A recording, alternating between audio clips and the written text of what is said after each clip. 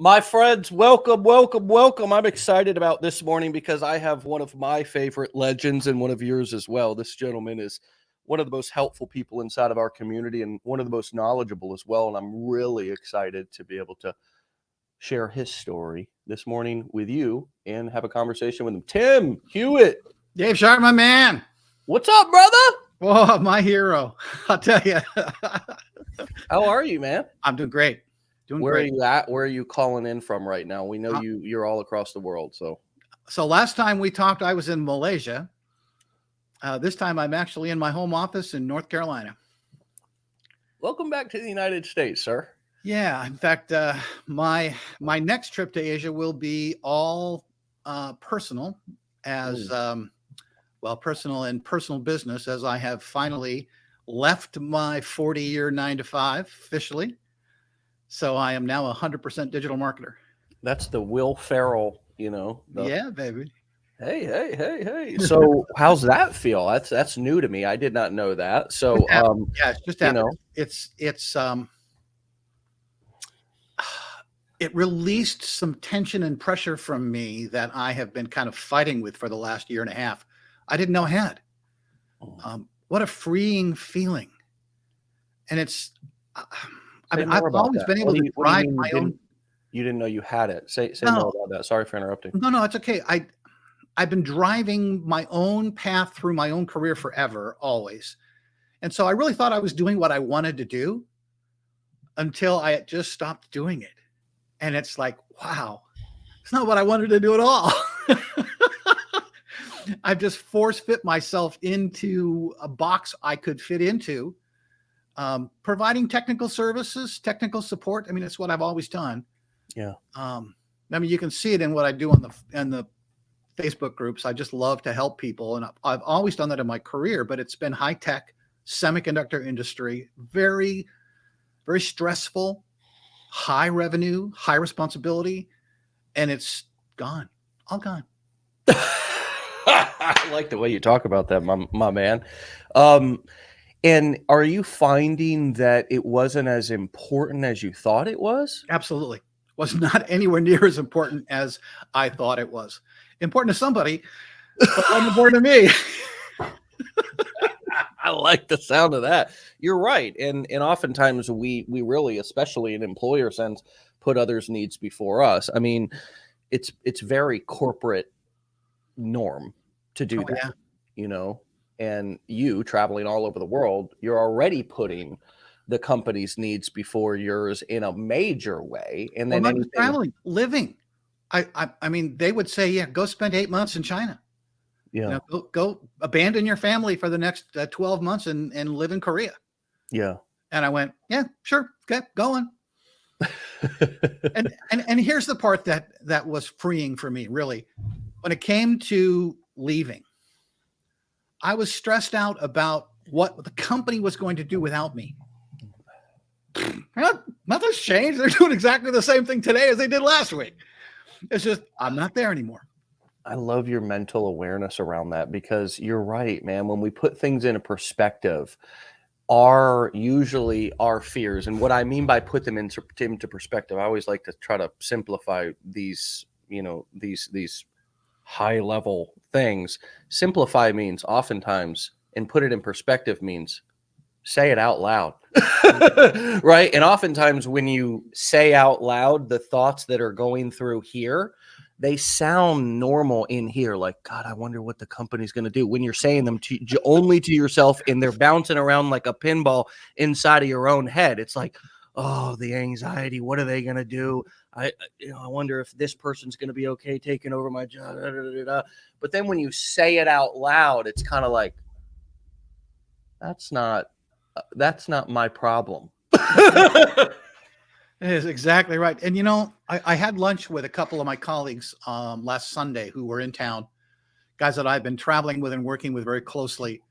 And one guy said, God, what are we going to do without you? No one can replace you. I said, well, you're not going to replace me. You're absolutely not going to replace me. You're going to change the way you do work, because you can't take my 40 years experience in the industry and plug in some college kid. So you're just going to change things, and you guys are going to be fine. And so that was Sunday. So I got a message from one of the guys today and said, well, we just had a great customer visit. We missed you, but things went really well. Yeah. As I knew they would after I said bye-bye. Yeah. Yeah. And Ago, I'd have said they would have failed miserably, fallen flat on their face because I am so important to this process. The reality is, I'm not. I wasn't. That's interesting that you say that, because I was listening to somebody talking yesterday about like how Mother Nature can humble you, and really how we can think we're so important in our houses and our cell phones, and we get this big overblown sense of important. Everything kind of gets overblown. We get overblown in our society about how important we are, or Yeah. how powerful we are as people, whatever. But then go stand on top of a mountain and see how small you feel. Go stand in front of a beach when 10-foot waves are crashing, and Mother Nature has a tendency to humble us. And if we can find that humility on our own naturally, without being humiliated, if we can find that humility on our own, I tell you, that really puts you in a perfect mindset to be able to serve clients as a business owner, doesn't it? Instead of an entitled, it really kind of makes you right size, I think. And when you realize that, you're not more powerful than the next guy, you're not better than, you just have to deliver more value.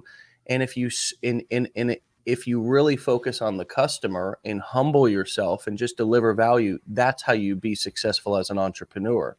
And I wonder if that, if you already had a servant's heart, but I mean, I wonder how this leaving this job has transformed. It may not be in the way that I'm proposing here, but how else has it changed you mentally? You realize that you didn't need the job, nor did the job need you as much as you thought. That's thing one. How else has it changed, or do you believe it's going to change you in terms of your marketing business? Oh, it's very interesting.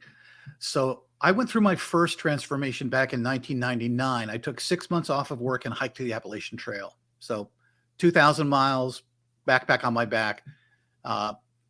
And that took me out of the, I have to have the next greatest toy world, because my entire world was in my backpack and it's everything I needed. So it humbled me as far as things I needed to own. And that was a really interesting experience. What has just happened to me now has really emphasized the need to help others to be who I am. Because that's what I got out of my career job. That's what was important to me. That's what I was prioritizing, even though the company was the one benefiting from it, really. I mean, yeah, I was drawing a good salary. The work that I did was not really for the company. It was for the customer. So I would go into a semiconductor factory and find a couple $1 million in savings that they could implement immediately. I had an eye for that. I have the same mentality now towards my customers and how to help them on their journey, whatever that journey is. And I, thanks to you, I have a skill set that I can now apply in that space. And I'm so excited about it. Yeah. I'm completely energized. Yeah, that's really cool. I did the same thing back when I was starting. I was working construction with my dad, and we were in between jobs, and I just kind of said, you know what, I'm not going back. And that was an odd thing, because I didn't really have anything else. I didn't even have really a plan. I just had I guess a dream. I guess that's really what you would call it. Like, I just guess I had a dream. I guess I just had a mission or a vision. And I'm not particularly saying it was crystal clear. I also knew what I didn't want. And I think sometimes knowing what you don't want is as powerful or more as knowing what you don't want. It's kind of like leaving a war-torn area, or an abusive relationship, or just something that you don't want that. I think sometimes people look at their jobs like that, honestly, and not as bad as war torn, but in that same it's beginning to be viewed as a negative thing, and getting the hell out of there, regardless of what you're gonna do, can oftentimes be the priority. And it's like, okay, I got an idea, I'll figure it out when I get out. but I need to decide if I'm going to leave or not, Scary because decision. It's yeah, a scary decision. And I just talked to a guy this morning who's in the challenge. He's struggling a little bit with how much he wants to commit. He's concerned, as I know somebody on one of the groups posted this, that, you know, she got caught, she got found out in her job and got let go. And this guy's concerned about the same thing. He says, if my boss finds out I'm doing this, I'm going to get fired. And I said, you know, I just left my job, and they knew I was doing this, and they were actually worried I was going to leave. As it turns out, it really doesn't matter, but leave, get rid of that stress, make the decision to commit. And whether it's 3 months from now, 6 months from now, a year from now, it doesn't have to be today. But if you sit on the fence and just half in, half out, you're not going to be successful. Make the commit here like you made the commit to your marriage, to your kids, to your other job, your first job that you're stuck in and afraid to leave. Make the commit or don't. Because if you don't commit, you're not going to be successful. Yeah. Yeah, it's true. And so somebody's coming in, they're brand new, they're you know, they still have their job. They're 3, 4, 5 days into the challenge. You know what I mean? They're at the kind of very beginning. For some of you who have been here for a little while, long, couple of weeks, couple of months, whatever, like you're likely already in some form of education / action, and good for you. Keep that up, right? That will lead you to the path or the crossroads that Tim's talking about. And it is a crossroads. Oh yeah. It's not a obvious, like, oh, the next step is to quit my job. I mean, we have people in our community who are, you know, crushing it, promoting various different products, and still at their jobs, and right, like kind of trying to, and that's okay. There's nothing wrong with that. Everybody, you have to really also, I think, be okay with whatever your process is, your path is. Your path doesn't have to look as the same as everybody else. Definitely won't. But going back to where I was going with that, which is somebody is coming in. Look, they're 3, 4, 5 days into the challenge. They do have a job. They do have a family. Throwing that, like quitting the job, going to their spouse and saying, hey, I'd like to do this and maybe spend a couple of $1,000s on something, is already a big enough initial kind of move to make. And now if you're tuning in, you're hearing us talk about going and quitting your job. You know, all right, we'll slow down. We won't freak you out too much, right? But Tim, you've been that guy as well. You've been doing this here for some time. Yep. Talk to us about your beginning, going through the first couple of days of the challenge, and then what it was like for you to get from that point to where you are now. Absolutely. So when I started, I had been dabbling with online and failing miserably. And I'd been actually selling books online since 2015 and really thought I understood how to do that. And so when I started to branch out into affiliate marketing, I thought, yeah, I'll just take some Facebook ads out. I'll go get some stuff off ClickBank. I can do this. I'll create a website, send people there, and, you know, I'm going to make $1 million. And instead I lost a bunch of money. And then after my research phase, I found Legendary, and my life changed. And it didn't change overnight because I started to make a lot of money. It changed because of the mindset change. It changed because of the quality of the training. And when I had the opportunity to not only buy blueprints, but go to the first mastermind, I jumped on it. And that changed my trajectory in life, truly. I went from being focused on growing somebody else's business. I worked for a company with 370,000 people. So I was just a number and a name. But I had a role in that company that was highly valued by the people I worked with, and I was highly respected in industry. But it wasn't me. It was still them. And I would get a $27 million deal closed, and of which I would get about a $3,000 pat on the back. And I thought, well, that's interesting. It's what we call a teeny weeny little commission. Yeah, exactly. And so I started to really feel a little hollow there, that Yeah, I was being appreciated. I was being paid well, but it wasn't for me. I wasn't getting the kind of personal growth and personal satisfaction out of that anymore that I needed to.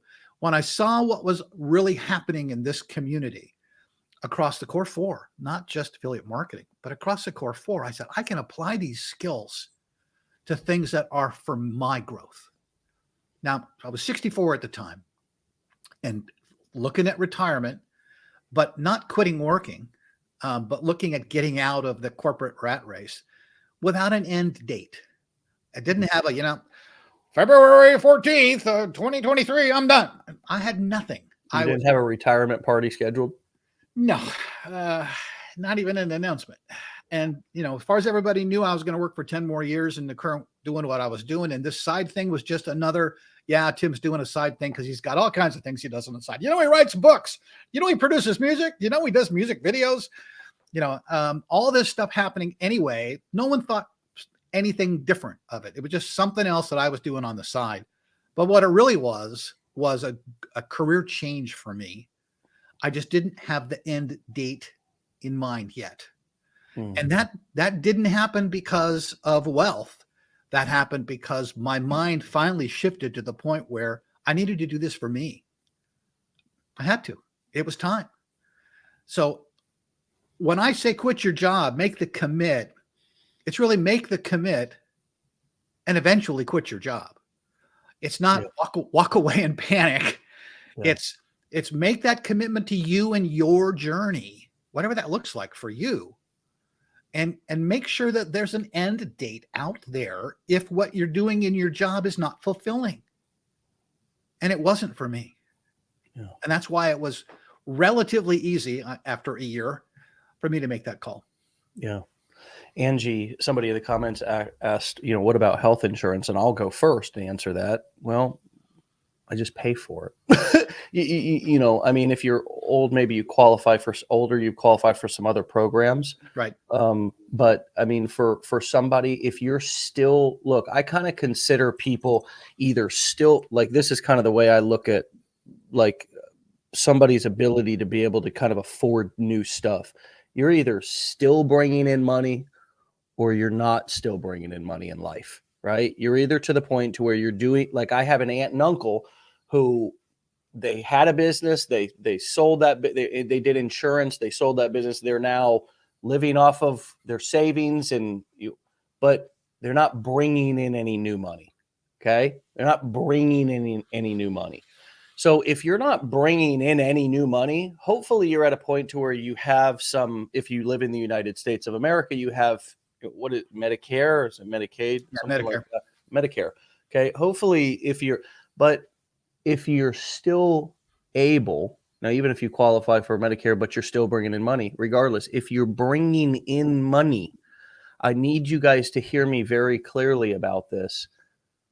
Don't focus on cost. Don't focus on what things cost. Focus on making more money. As an entrepreneur, you now have that, before when that was making more money was an impossible thing. Right.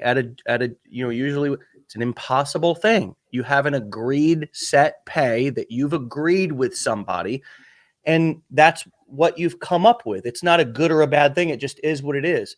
Well, if you own a business, there's unlimited opportunity to be able to make more money. And that's what it's difficult to transition to start focusing on that. But it's the same way when we come in and people are asking about funnel builders and they're obsessed about the price. Free versus $97 or whatever. And as much as I fully understand wanting to price shop, bargain shop, get the most bang for your buck. But here's what you're missing is that if you were making a couple of $1,000s a month, it wouldn't matter. That's exactly right. It wouldn't matter. I promise you wouldn't matter. The same way that if you get your business going in creating cash, some months will be better than others. But the point is you're creating cash flow and you're growing it because you can grow it. You can scale it when you learn these skills, and then you can pay for the things. you can pay for the things that you once gave your entire freedom away for. And you'll realize that, and I'm not saying we're doing that because we're sad people or pathetic people. We were all trained to do that. We were all trained that, this is the only way to survive. You have to have a job because at the very least, you have to have health insurance. And look at how much of you want to talk about a real scam? I'm ranting now, Tim. A real scam is the hospitals and the fact that most of us can't even afford. I'm not saying me, I'm saying most Americans can't afford health insurance. Can't, right? But guess what? They're also not business owners. They also don't have these skills. So if your family needs health insurance, if your family needs your job, folks, you got to put your priorities first. You got to do what you got to do. But always remember that what we're working towards is not having to sacrifice the electric bill for groceries, or not having to sacrifice your health insurance because you want to put your kids in a private, right? It's that what we're going for is, I know this is crazy, but hold on, hold on. We want it all. Right, Tim? And it is all achievable. I want it all. I want it all for me, my family, and you. I want to be able to be home at dinner and breakfast. I want to be able to take my kids to school. I want to be able to take them to the doctor if I need to take them to the doctor. I want to know that they can get the care that they need. I want to know they're going to have a nice home to live in. That's not too much to ask for. I want it all. So, the cost of business is a really interesting one, and healthcare certainly falls under that cost when you're self-employed. I had another business a number of years ago. I was in the golf industry for a short period of time and had to purchase health insurance for my family. But it was part of the cost to do business. And when I've looked at the cost to do business here, one of the things I've done to decide whether or not I can purchase something else, like I purchased ClickFunnels 2.0 in the 1-year package that Russell offered to get access to all the cool new toys, because I like that stuff. It's a part of what I like to do. And yeah, I've moved over a good part of my affiliate business to that. It's overkill for affiliate business, hugely overkill. Yes. But ClickFunnels Classic is an incredibly powerful tool. And the cost of that stuff to my business is being borne by the business. So I've been able to expand my spending in that space by bringing in money to pay for those things. Yeah. And so those are the overhead pieces that my business is driving, is paying for, separate from anything it's doing for me. And that's how I'm determining whether or not I can expand into that space. Russell just bought another company, bought Voomly, $40 million. And I'm testing right now this concept of a funnel inside of a video, where the opt-in is in the video, where the thank you page is in the video. The links are in the video. You can ask questions in the video. Very interesting stuff. Yeah. And I'm going to be putting up a legendary funnel here in the next day or two with that concept aimed at my segregation of market. So I appeal to older people in my marketing. It's just, of course, I was telling Joanne earlier, the DMs I get are people saying, you're like an old lecturing grandpa out there. I said, well, yeah, that's who I am. I love it. And so the videos of mine that tend to do well are actually where I don't speak. My text walls tend to do much, much better than where I'm lecturing something. That's a funny thing to say, isn't it? You know what I mean? The people who know me and see my videos are like, oh yeah, that's Tim. That's exactly the way he talks. Yeah. And so, right. Well, yeah, some of the younger crowd are not real fans. But I'm looking forward to testing that new technology. Again, as you guys see on the groups, I love playing with stuff. It's the engineer in me. But to see how effective that is at increasing my opt-in rate with Legendary, because I do appeal to multiple groups within the Legendary space. I don't try to. I really do try to appeal to the over 50 crowd because they relate to me, right? Yeah. And they need your help, honestly. I mean, They do. they need your help. It's so true. Yeah, you know, most families have a millennial or something that does tech support for the boomers, you know? It's sometimes, But you're a boomer who does tech support for boomers, which is more beautiful and cool. I talked to a guy the other day who I do Zoom calls with people who've signed up through me. I don't take anybody from the groups, and people ask me all the time, and I always answer the same thing. Look, there's great support within the legendary community. You've got now these 2 hours a day, every single day, to get on a call with these guys, which is unbelievably wonderful. I don't take Zoom calls with people out of our group, but the people coming into my personal Facebook group, I do all the time. And a lot of them are older. And I'll say, okay, go up and click that little button in the right-hand corner. And they're terrified to move the mouse. Just move it. Just roll it up there and click that button. It's okay. It's gonna work. It's, oh, you want to take over my screen? I don't want to take over your screen. I want your hands to do this because they need to learn how. Well, they need to learn how, right? To be honest, though, man, I mean, when I first got started at 24, 25 years old, I was just as, I was just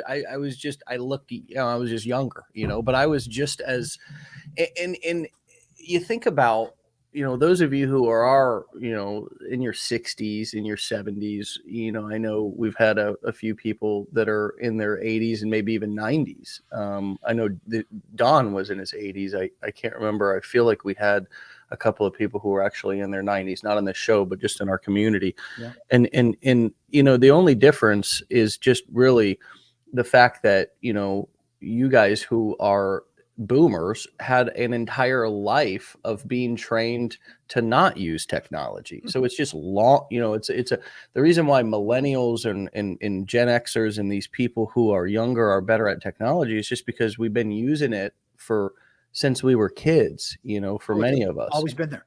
Yeah. But my message here is this, and I wonder if you would validate this or what you would say about this. It's still a learned skill. It's not a natural born gift. It's not like you're born with these gifts to be able to be tech. So what are some of your tips based on your experience with working with, and trust me, folks, if you're not somebody who's older, these still apply to you. So what are some of the things that are simple, practical that you have people do that people can do to get more comfortable both on the computer and with technology, but then even moving towards video marketing and kind of using more than just the computer and the mouse, but actually using the cell phone and leveraging all these beautiful, wonderful tools that are just sitting there on your desk or sitting there on your coffee stand, and they could be making you money? That's a great question. So, part of the technology challenge is it's the unknown. And the only way the unknown becomes known is to use it. And, you see people say, oh, I don't want to make my first video. I'm so afraid to make the first video. No one's going to watch the first video. No one's going to watch the first 10. Make the video, post it, make the next one, post it, make the next one, post it. Because by the time you get to 5 or 6 or 7, you're going to start to get better at it. And no one's going to see them, crying out loud. I still post. I got 1,000 videos up there now, right? I got 1,000 videos up there now. I still have videos that have 10 views. Those 10 people, oh my God, only 10. Yeah, okay. Well, I can post that video. Guess what? I can post that video 1,000 more times because only 10 people have seen it. And if only 10 people see it again, I can do it again and again and again. I have got all that content I can reuse because no one has seen it yet. So take advantage of that. It gets better. We really do approach a video, especially our first ones, as if they're the State of the Union address and the entire country or the entire world's going to see it, don't we? We do. I just sometimes I have to not answer when I see questions on the forum. I posted my first video. It took me 5 hours to edit it. Really? I just posted a video. I held my phone up. I took the video. I said a few words. I put it on my page. It's got 1,000 views. I'm making the next one now. And by the way, in 30 minutes, I'm going to be done making videos for the next 3 days. I want to give 3 words right now for everybody to really put on a piece of paper deep in your mental notes what speed of speed, that's the first one, of implementation. It's everything. It's your most profitable, it's one of the most profitable, I guess, skills or concepts that you can adapt, and it's really easy to understand. Speed of implementation. The quicker that you get an idea and implement it and do that over and over again with everything, the more successful you're going to be. And here's why, is because marketing is all a test. There's nothing that's finalized, and there's no exact way to do something, right? You can create the same video that I created, Tim, and deliver it the same way, and it's going to get different results. It's just the way that life is, and it's the way the internet is. And so the faster that I can get an idea out, whether it's my idea or somebody else's, it doesn't matter. But the faster I can test it, meaning that I saw something and I'm inspired by it and I want to kind of recreate it, or I want to do something similar, the faster that I do it, speed of implementation, the faster that I get it done and get real-time feedback from the real world. This is a pitfall. We ask for everybody else. This is a mistake. This is a common pitfall that people make. Okay. We ask John in the group, and Teddy in the group, and Sarah in the group, hey, what do you all think about my page? What do you think about my landing page? What do you think about my videos? Yeah, review my funnel. The truth is, here's the truth. It's not wrong to want somebody to review your stuff. It's normal. We're used to doing that. And quite frankly, that's what we're told to do in a job, is to complete it and bring it for review. That's what we're taught to do in school. Complete the assignment, submit it for grading. Okay. But in entrepreneurship, there is no grade. There is no teacher. There is no institution. You're the institution. And so the faster that you get it in front of real cold audience people, not John, who's going to tell you, probably give you an opinion that is going to, nobody can predict the future. So even the best, that's why I don't, flaunt myself around as the coach of coaches and the guru of gurus, because the truth is that all of us marketers really deep down inside know that we don't know anything except what the next test that we're going to do. Every one of my videos is that way, Dave. Every single one of them. I have a cheat in my notepad on my phone. I call them cheat scripts, and these are, what are the next videos going to be? So every time I see an idea, something gets jotted in there. But if I haven't made that video by today, it's already late. Yeah. So I'll go through and sometimes I'll batch create 20 or 30 videos. Sometimes they're text walls, sometimes they're me talking. And all of those videos go into drafts and they get posted up there. And then frankly, I don't look at them for a couple of weeks. I don't pay any attention to how many views the last two videos got. And I don't because I'm on to the next topic already. And then when I go back and see what really performed after a couple of weeks, I may take some of those themes and repeat them or expand upon them and do something else with them. View counts on videos is a vanity metric. I've had 2 videos get 500,000 views. None of them did anything for my following. None of them did anything for my business other than get 500,000 views on TikTok. I have 30 plus legendary funnels. I can't even count them. I'd have to go look at them all. And they're all still in production somewhere. They're all still linked to a video somewhere. And I look at the way they convert because the messaging is different. And if I'm talking to an audience of 50 plus nearing retirement, I have a different message than some of the more generic, do you want to just make extra money messaging? And unless you test those things to different audiences, I can show those funnels to 30 people on the legendary forum and get 30 different responses because they're not my customer. They're not my market. Right. Yeah, it's the only way to truly test your funnel, your video, is to post it, and let the market. having somebody review your funnel, and this is, it's not to say that our coaching and our feedback that's necessary, but it's difficult to coach somebody if they haven't done anything yet. And I think one of the big things that we have to make sure that we keep talking about is how to be a good student.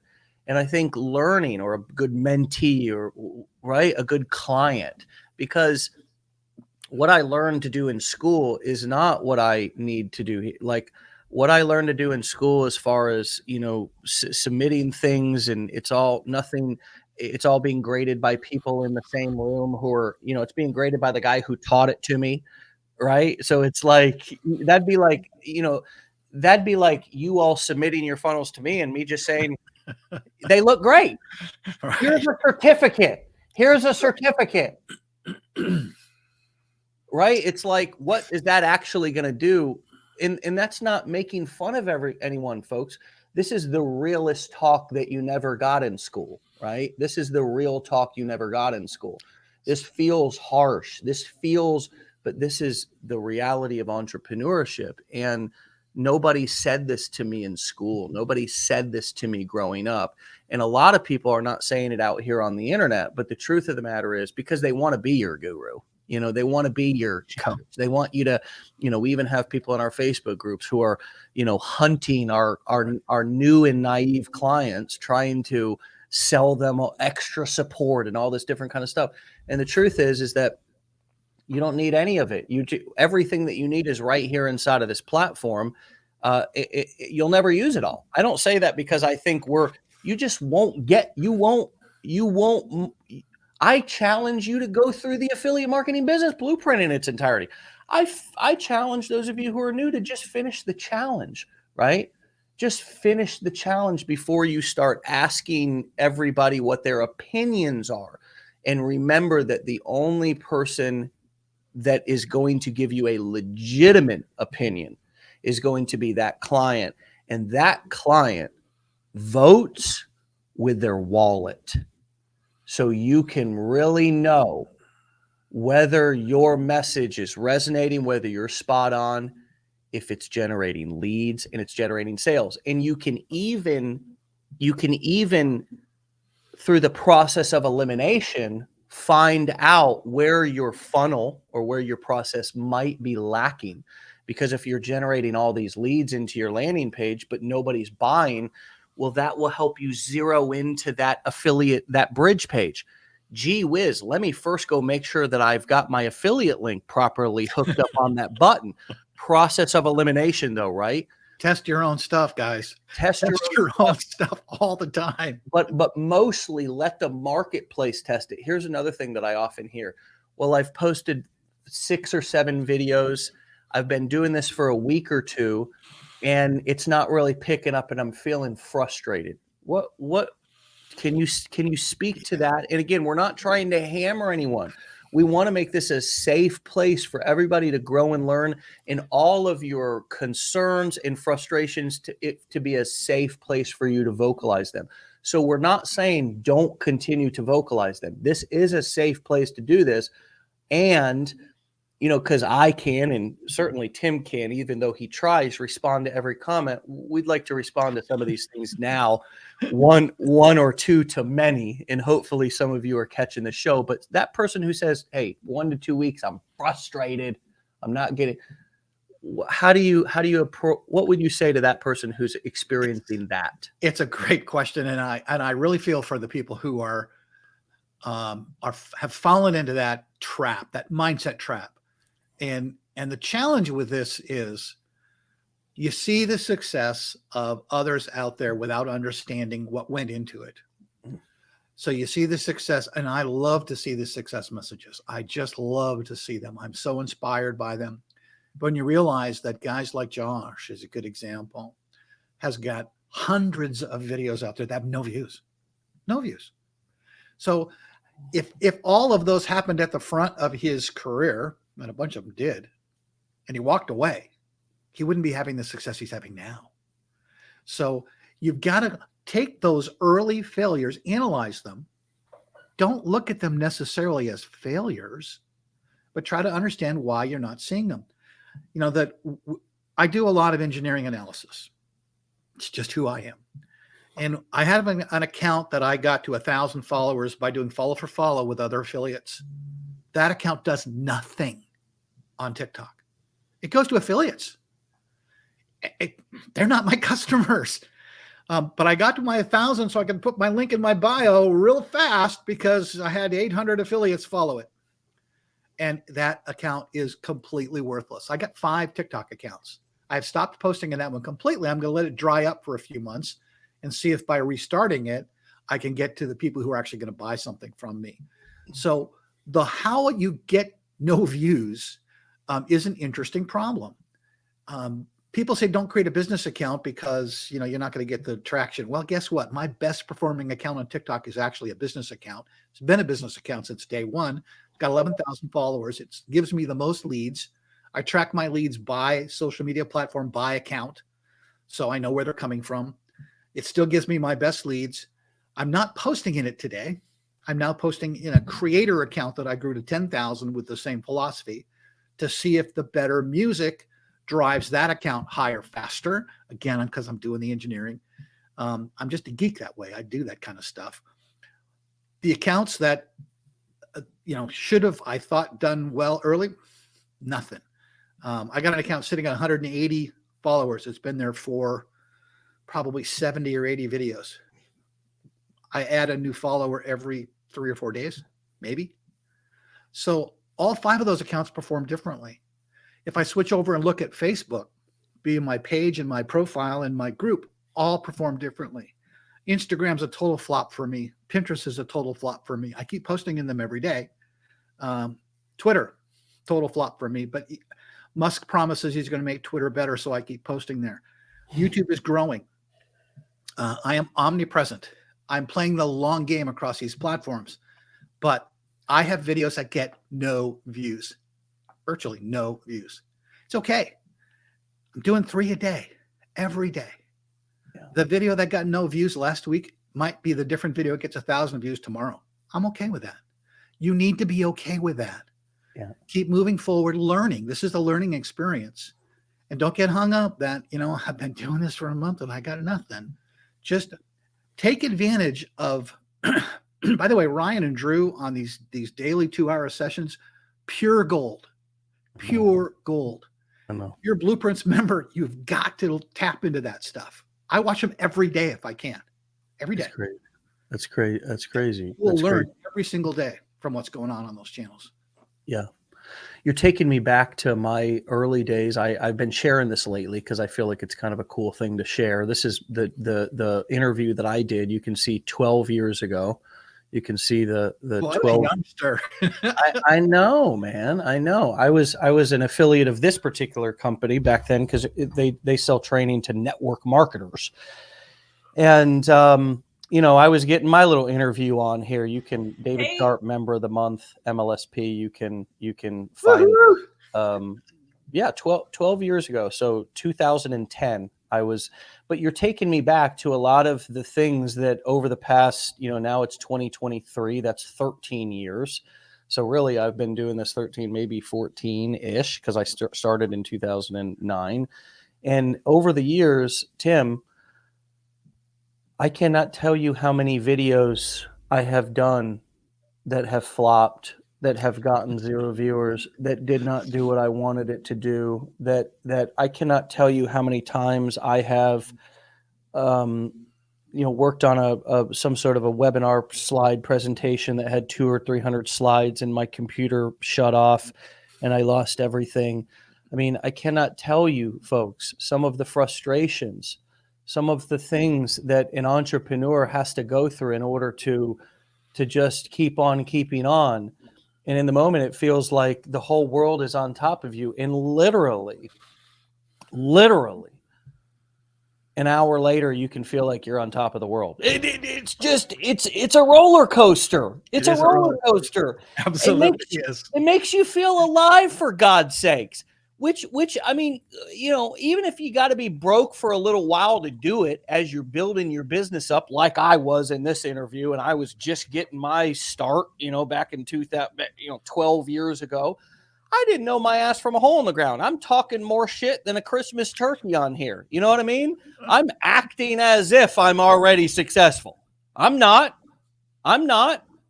You know, in all of the bullshit, all of the videos that didn't get any views, the emails that got sent back because I'm, you know, really still a horrible writer, even though I can write persuasively now. But my grammar and everything used to suck. I used to have my wife edit them and read them because I would have so many people respond and say, this is the worst thing I've ever read, you know, when they'd get on my email list. Some of the hate, some of the discouragement, some of the criticism, some of the frustration falling flat on your face. I mean, this face that you see right here in this video from 12 years ago, that's a face of I'm tired. I'm tired. Okay. I'm trying. You know, I just got clean 2 years ago before this, you know, and I'm trying to get my life on track here. So you got to ask yourself, I think, my friends, is getting no views on your video, is that worse, you know, than the job that you hate? Is that worse than continuing on the path that you're on?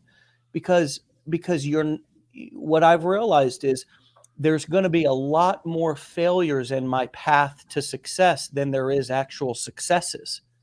There's a lot more things that don't work out than do work out. And I have to be okay going through the things that don't work out in order to get to the things that do. Do you agree with that, Tim? Absolutely. In fact, I count on them not working much more than I count on them working. It's an interesting conversation to have with my fiance, who isn't quite aligned with my current strategy, but she's very supportive. She's like, you know, you had a really good job last week. I said, yeah, but it was just a job. And it's like, so now she's sending me, it's funny. And you know what? She's very rational. She's not she's wrong. very rational. And she's sending me videos. She says, didn't you do a video like this one? This one's got 500,000 views, and look at all of the interaction. I said, yeah, he's got 850,000 followers on Facebook. He's going to get a lot of action. Tough crowd in the Hewitt house. I mean, shit, she's cracking the whip. It is a very tough crowd. I said, I can't compare myself to somebody with 850,000 followers. You know, they could post a video of them picking their nose and they're going to get better views than I get on my best video. Right. Said, so, you know, be careful who you compare yourself with, be careful who you get inspired from. You know, I hear a lot of these things. Oh, I haven't made any money, so how can I post a video? I see the top people and they're all talking about how much money they made. If you really want to see what the top people did to get to the top, go back and look at what they were doing 18 months ago. I need 2 hats. The poor hat. Hold on. Oh, the double hat throw. First ever. First ever. Oh, I love it. You're right about that, Tim. You can't compare your day. You can't compare your day 5 with their day 305. No, and so many people do that, and it can be depressing. Too much common sense. Morgan said too much common sense. I'm going to throw another double hat for that comment. Woo! Too much, you know. Hey, look, friends, common sense is your friend in this business. Oh God, yes. I mean, just really, what is the simplest? Because you got to think about marketing is all about making things clear and filling gaps so people don't fall through, and so. It's all about common sense. What's the next? If somebody lands on this page, what are they going to think? What are they going to see? Are they going to be, is there too much here? How can I simplify this so it's real simple? So the next logical step is them to enter their email. Marketing is all common. And none of it's games, none of it's tricks, none of it's any of that. None of it's all just testing, simple testing to try to make the message more clear and more simple for people. Yeah, and again, to fit your audience. If you know, I also see a lot of people who struggle with this kind of shotgun approach. I'm going to market to everybody in the world because it's a huge market and I want it all. And it's, I know you've heard this before. I'm not making this isn't new, but if you're so broad that you're messaging everybody, you're messaging nobody. And that to me was the first message I got from the first mastermind I went to. And it was because I was doing that. My messaging was the same messaging coming from these 35-year-olds talking about, I'm a stay-at-home dad. And, I haven't been a stay-at-home dad in years. My kids have got kids. I am the grumpy grandpa. The message is not about, I think dads. It's kind of clear to see what you're talking about here, because we do have a huge influx of stay-at-home moms, dads, people, in their 30s and 40s inside of this community. And you're right. I'm tracking with you. So you were communicating to those people and trying to maybe see if your message would fit to them, until finally you're like, hey, let me niche down a little bit and let me really try. And what I have a question for you. Are you ever finding that occasionally there's somebody outside of your target audience who will reach out and say, hey, could this work for me too? Absolutely. All the time. Yeah. And what's interesting there is they do normally reach out directly, and they're like, well, I'm not getting ready to retire, but boy, I really like your message. Do you think I can do this at age 25 or 30? And of course, let's talk about that. Yeah. So, I'm doing something a little bit interesting here next month. I'm actually doing a live presentation at a senior living center. And this is a community house within an over 50 housing development. And they do these things where they have people come in all the time. And I went and talked to the manager there and said, hey, look, I have an opportunity for older people to earn money online, taking advantage of the internet technology. I'd like to come talk to your members about it if you think that would be interesting. The room holds 80 people. She signed up 80 people in 30 minutes. I'm still working on how I'm going to present to this crowd. We'll see how it goes. But I think that demographic is hungry for this. Wow. In part because they left their job at age 65 and they're only 70 and they got another 15 years in life and they're done living off of Social Security. And oh, by the way, they spent that 401k. It was gone 3 years ago. And I don't want to go ask, do you want fries with that? Or welcome to Walmart. And it's a real demographic that I think we can serve, but it's going to take a little different messaging to get there. They're not on TikTok. Yeah. Although they're out on social media, so it'll be an interesting game to play. Using the presentation skills that I learned in the blueprints. Yeah. Just live. Yeah. Yeah. No, that's absolutely creative and unique and unbelievable. And it's really anything is possible. I mean, the idea here, we're talking about common sense, but also creativity. And, what you're talking about here is a great example of being creative and your approach to, to reach people. Where are your customers? Yeah, where are your customers? Absolutely. Absolutely. And oftentimes the most simple approaches to gather people are the most effective. This same sort of, the same approach in what you did there was really what we do online as well. Hey, I'm doing a free event that's telling people, or there's a free video that will show you how to build a business online, even if you don't know where to begin.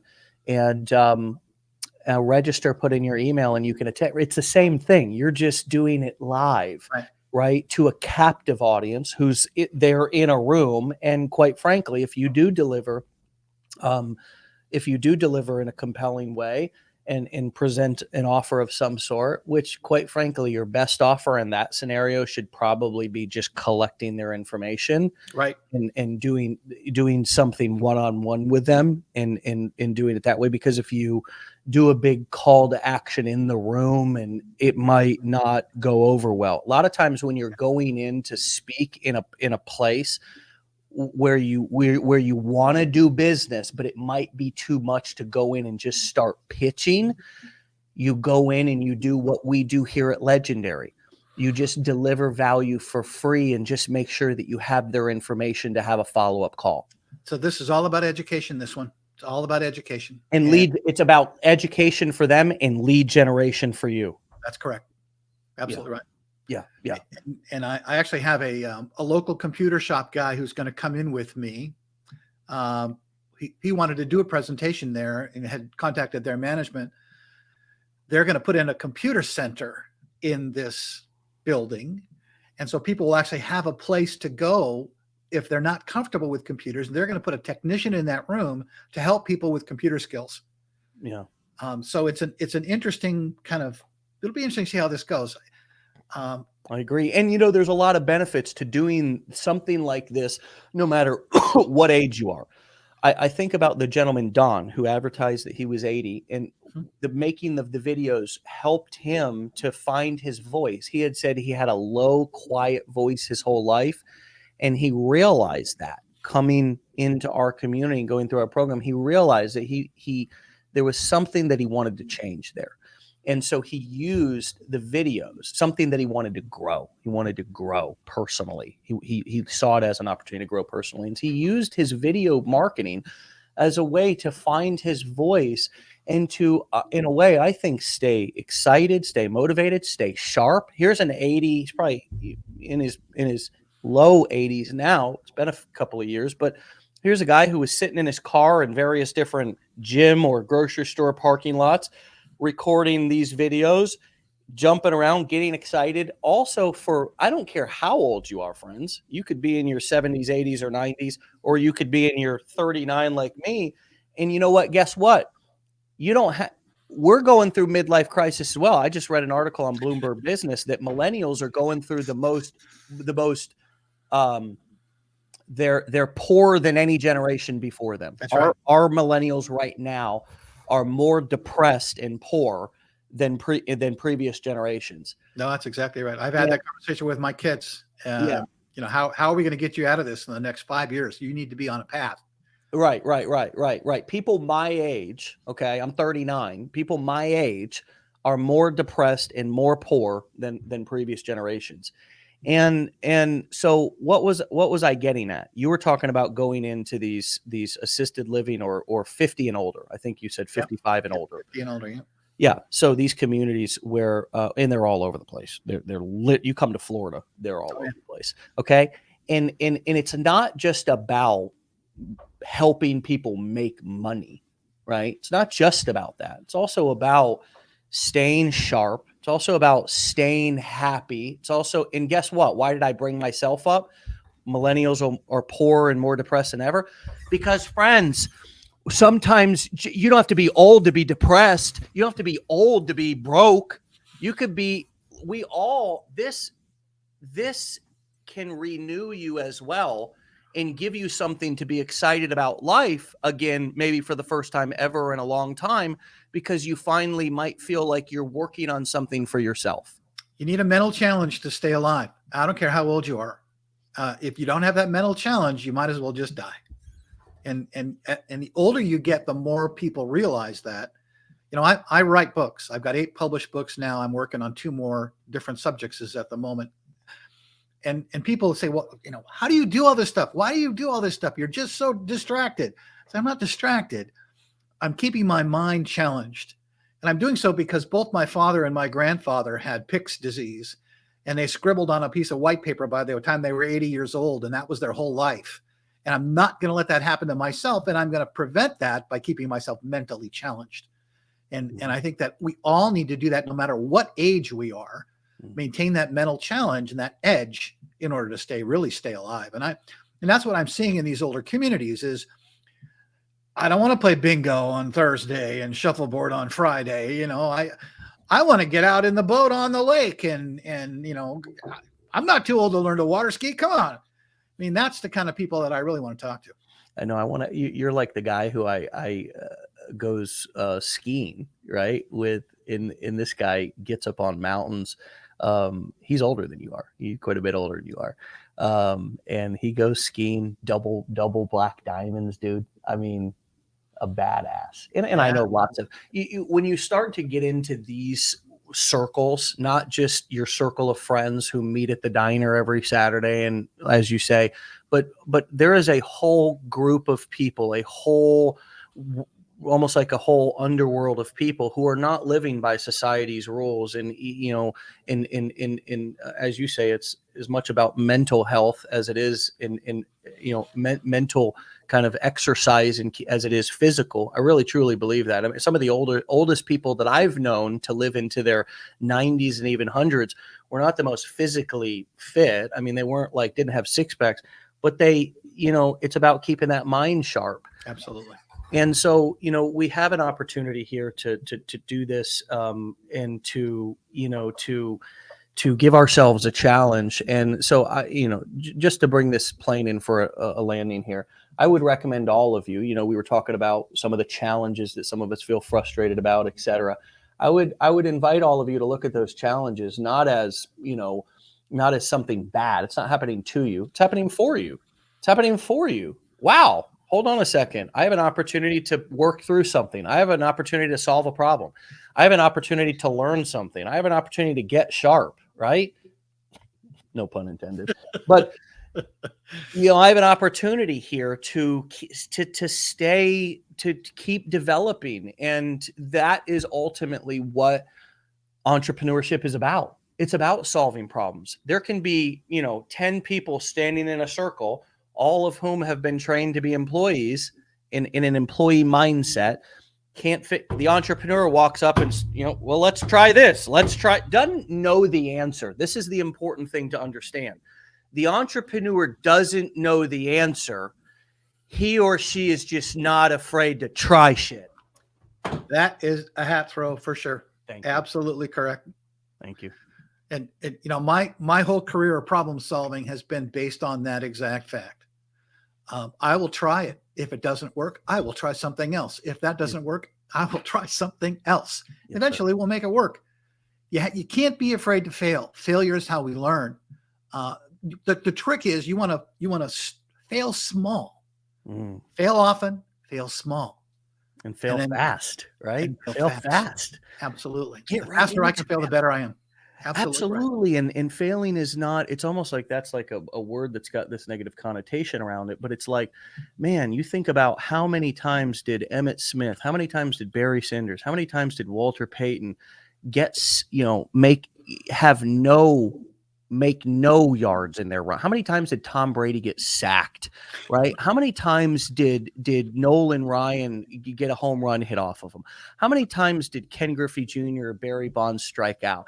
It's like, how many times did the guy who, you hear these stories about entrepreneurs, they got turned down 300 times, and then on the 301st time, somebody said yes. I mean, every great story of entrepreneurship is about using every no as a step. Every no is a step closer to a yes. And it's not, every no is, or failure is not taking you down into the basement. It's actually making you stronger. You're actually stepping up every time you fail, as long as you learn something from it. And you look at it like that. And it's amazing how much you can lower your stress when you just shift your perspective to look at something as, well, now I know not to do that anymore, versus, oh my God, I'm a failure and this is never going to work for me, right? We tend to catastrophize things and go into that extreme. And so how we'll bring this in for a landing here. And thank you so much for all your time. And obviously you've tons of thank yous from all of everybody in our community, but thanks for today as well. But how do you recommend that somebody stays rational, right? Stays emotionally manageable, rational, and just approaches. Do you have anything that you do? Maybe you take breaks, maybe you make calls, maybe you look at other people and you say, well, I'm grateful to at least have the problems that I have. What is your strategy to stay rational, keep your feet on the ground, and in a place to where you can continue to push forward, and you yourself also don't get overwhelmed with all of the things that you're doing, many of which I'm sure don't go great all the time? Yeah, for sure. It's a great question, Dave. And the thought that I'd like to kind of leave everybody with here is, as a lifelong learner, you will constantly come up against things that you don't know how to do, don't understand, and don't work well. And if you're not doing that, you're not learning. So when you get into that, I can't figure it out stage, don't immediately reach out and say, I need somebody to do this for me. Do a little more research, take another subject, pick another related topic that you're still working on, and go do that for a while. Look at the resources that we do have in this community, particularly to help you. Yeah, you can post questions on the groups, and I and others, many others, will answer them. You get lots of great experiences there. But I would much rather see a question that says, I've tried this and this and this, and none of those are working, than a question that says, help me, I don't know what to do. Because if you've tried these 3 things and they're not working, people like me and other support people, and guys like Drew and Ryan on the calls in the afternoon or one-on-ones, they can take you to the solution in a way that you learn, because you already tried 2 things that didn't work. And so now we can narrow in on, well, what haven't you tried? And that's the way you learn the steps to solve your own problems, because ultimately this is all about solving your problems using the resources available. But it comes down to you. You can't rely on somebody else to solve all the problems in your business, or you won't have a business. Nothing more to say, Tim. Nothing more to. That was so spot on, so precise for what people are going through in as they start a business. And I think that extra pause that you're inviting people to take, right, between that something not doing what I want it to do and me freaking out, just a little pause right there in between, a deep breath, and say, let me stay at this one more moment. That pause, what you're saying that pause is the difference between employee and entrepreneur mindset. Absolutely. Powerful stuff, and so much more to talk about, but we're going to leave people wanting for more. So congratulations on your massive move of quitting your job and now going full-time here online, Tim. What an absolute accomplishment. And I can't tell you from my perspective how happy I am for you, how proud I am of you, and of the effort that you've put in to get to where you are. And I cannot contain my excitement for who you are going to continue to be and become, as not you get more things and becomes, as you continue to bring out the magic that is already inside of you and that has been there the whole time, and you just now direct it completely and totally to your own business and your clients, instead of the 367,000 coworkers that you had at your last job and all of their things that they had for you to do. Now you focusing 100% on your life and your work and your projects and your clients. 2023 is going to be a fun year, brother. It's going to be an awesome year for you. And I just wonder how many people are listening who, can make a powerful decision today. Maybe it doesn't mean that you're quitting your job today. We don't mean make an irrational decision, right? If you're 3 days into the challenge. But I wonder how you could use this experience and this story just from this morning to make a powerful decision in your life. Maybe it's just to take ownership and take the next step in training. Maybe it's to take the next step to sign up to go through our course or somebody else's. Quite frankly, there's enough people in the world. I don't have a lack mentality around somebody growing. It's like, go grow wherever you need to grow and know we'll be here. But we also have a path that's laid out for you. So start it. And if you go through the entire thing, as Tim has suggested, and find that it's not for you, well, at least you went through the entire thing yourself instead of asking somebody else's opinion about it, right? And that's so important. And you have highlighted that wonderfully. So again, man, congratulations and thanks for coming on today. Really, really appreciate everything you do for this community. Thanks, Dave. Appreciate it being here. Love you guys. All right, man. Love you too, brother. We'll see you later. All right, my friends, there it is. Wow. 70 minutes of pure gold, of absolute pure gold. And from one of the nicest, kindest human beings that you'll ever meet, Tim Hewitt. So go and follow him on Facebook, all affiliate cash, baby. all affiliate cash. You can find him on Facebook.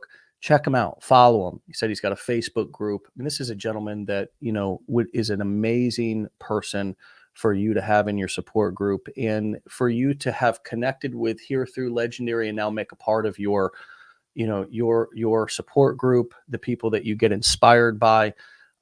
It's just it's part of the magic of this. This is one of my favorite parts of this business, is the people that we get to meet and the people that we get to add to our lives.